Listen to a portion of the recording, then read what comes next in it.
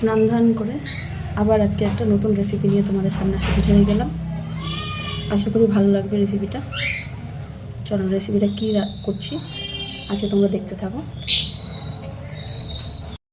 এই যে গ্যাস ধরিয়ে দিয়েছি আর কুকারও চাপিয়ে দিয়েছি। কুকারটা বেশ গরম হয়েও এসছে। কুকারের মধ্যে আমি তেল আর শুকনো লঙ্কা দিয়ে দিয়েছি কয়েকটা, দেবো তেজপাতা, হিং, জিরে, গোটা জিরে দিলাম। নেড়ে চেড়ে এর মধ্যে আমি জল দিয়ে দেবো, নাহলে মশলাটা কিন্তু পুড়ে যাওয়ার চান্স থাকে।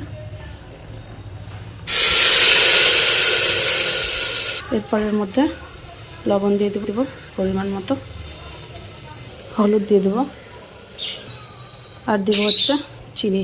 নিরামিষ ছোলার ডাল, তাই জন্য চিনিটা দিলাম। এর মধ্যে দেখো জল অনেকটাই কিন্তু কম আছে পরিমাণে, তাই জন্য আমি আবার একটু জল দিয়ে দেবো আন্দাজ মতো। এবার তাহলে এর মধ্যে এই যে এদিকে আমি কেটে রেখেছি ছোলার ডাল আছে আর আলু আছে, এটা দিয়ে দেবো আমি। দেখো আমি ডাল আর আলুটা দিয়ে দিলাম। এরপরে আমি এই টমেটোটা দিয়ে দেবো। হ্যালো বন্ধুরা, দেখে নিই আমাদের ছোলার ডালের কী অবস্থা। ছোলার ডাল কিন্তু আমি 6টা সিটি দিয়ে নিয়েছি। এবার আমি এটা ঢাকনা খুলে নেব। দেখো এটা পারফেক্টভাবে কুক হয়ে গেছে কিন্তু। এরপর এর মধ্যে আমি দেব সামান্য ঘি, গরম মশলা, কাসুরি মেথি। নিরামিষ রান্না, তার জন্যই আমি কিন্তু কাসুরি মেথি দিয়েছি। ডালটা যদি আমিষভাবে করতাম তাহলে কিন্তু এটাতে আমি ধনে পাতা দিতাম। চলো এর মধ্যে এবার নারকেল কোড়াগুলো দিয়ে দেবো। এটা অপশনাল, কেউ দিতেও পারে নাও দিতে পারে।